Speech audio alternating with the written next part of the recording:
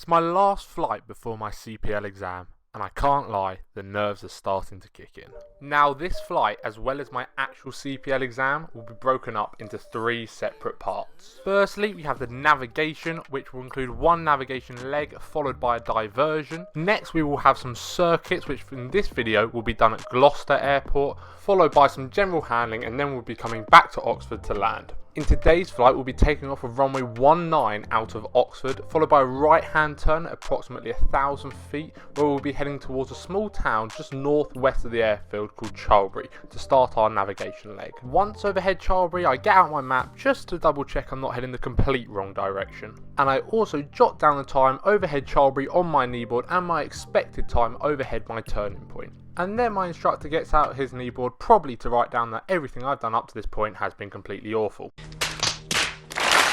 In the cruise on my navigation leg, and everything appears to be going smoothly. Most importantly, I'm on track and I'm on time. So my instructor takes my map, and we know what that means. It's time for the diversion. After stealing my pen, he has a little look around and tries to find the smallest village he can in the whole of the south of England. A couple minutes goes by, but once he's found somewhere, he points it out on the map, and it's time for me to start planning. Getting out my ruler, starting to draw the route on the map, whilst also having to spot my turning point, which will be soon approaching. And just a quick plug, if you are enjoying today's video, please hit that subscribe button, as it really does help out the channel, and remember to hit that like button and share the video with your friends and family. All support is greatly appreciated. Once I had finished planning my diversion leg, it was time for me to start looking out for my turning point, which I soon came to realise, despite the weather being pretty good on this day, my turning point happened to be underneath the only huge shower in the whole area. Despite not being able to properly see the town, I did manage to work out that it was underneath the shower. However, obviously it would be a bit uncomfortable if we were to fly directly through it. So I decided to use that big brain of mine and cut the corner a little bit to start my diversion leg as we headed off to this tiny town, which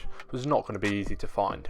Now, after about 10 minutes of flying, it was time to look for the diversion point, and it got so serious even the sunglasses had to come up.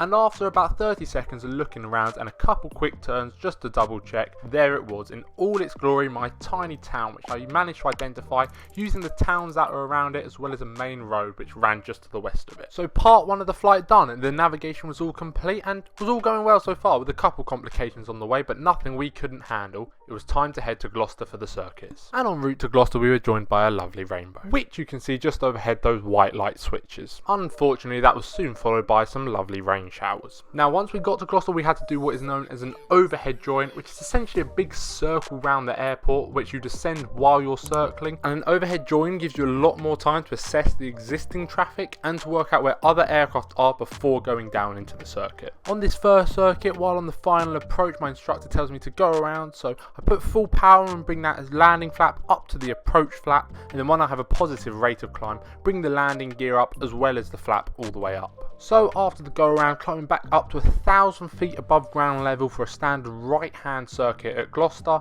and then we will be doing a flapless approach on this next circuit. So here we are, runway 27. Now Gloucester does have quite a short runway, so I don't want to be landing too long, especially as we're doing a touch and go, so I've got to get back up into the air. But again, on the touch and go, once we're touched down, applying full power up for the go around, and as the flaps are already up, don't need to bring those up for again another right hand circuit. On the climb up, my instructor does cover the power levers and then cuts one of the engines. So using the rudder and the ailerons, I control the aircraft and then identify which engine he's failed. Then I apply all the standard drills as required and go back for another asymmetric circuit. However, I've explained those all in another video, so click that eye in the top right corner to go check that out. Then after a nice slow asymmetric circuit, when we get onto final, my instructor tells me to go around as normally expected, and unlike the normal go around where we wait for a positive rate of climb to put the gear and the flaps up, for the asymmetric go around we put them up straight away just to reduce the drag as much as possible. With the circuits all completed, we departed Gloucester to the local training area for some general handling. To start off, my instructor asked me to do a position fix, which is where using a navigational aid, I can plot my exact position on the map, which could be very useful if I was to ever become unsure of my position. About a minute later, I show my instructor where I believe I am, and he tells me that my map was upside down the whole time, so I'm not even close. Nice. Jokes aside, the position fix was spot on, so now it's time to move on to some instrument flying. So my instructor asked me to put on the hood, which is used to block out the outside vision for IFR. It definitely is a real fashion statement, and only the coolest of cool pilots can pull it off. To start off, he has me do some timed turns. This is essentially where he covers the PFD, and using the timer and my current heading on the compass, I know if I do a rate 1 turn, I will turn at 3 degrees every second. So depending what the compass says my current heading is and what my instructor asked me for my next heading, I can use that timer to work out how long I need to turn for to get onto that specific heading. And little did I know as I was wearing the hood, but we even got some beautiful sunset views while flying. Brilliant, I couldn't see them. Next up, we had some unusual attitude, and this is always good fun. My instructor puts the aircraft into an unusual state, and it is my job to recover to straight and level as quick as possible. So he'll do some steep angle turns, crazy speed settings, and all I have to do is recover to safe speed, straight and level, as quick as possible. We then did an engine fire drill, and actually I did get one of these in my CPL, so lucky we practiced it, and I also got to see the sunset this time as I didn't have the hood off. But once I controlled the aircraft and had it in the right configuration to deal with the fire, it was time to head back into Oxford, and we actually did this on one engine. Now, not the fastest and most efficient way to get back, however, in my CPL this is what is most likely to be expected, which is why we decided to do it in the flight before as well.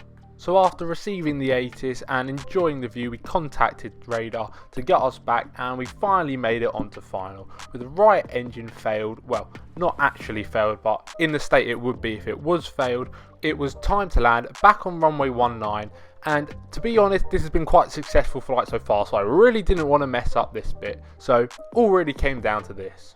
Even though it doesn't look too bad in the video, it was a little bit windy, so I decided to land with just the takeoff flap, which is completely allowed to do. It's completely fine for the aircraft. I've just got to let my instructor know before I get onto final, just so he doesn't think I've completely forgot about the flap. But let me know what you guys think of the landing in the comments, and here goes nothing.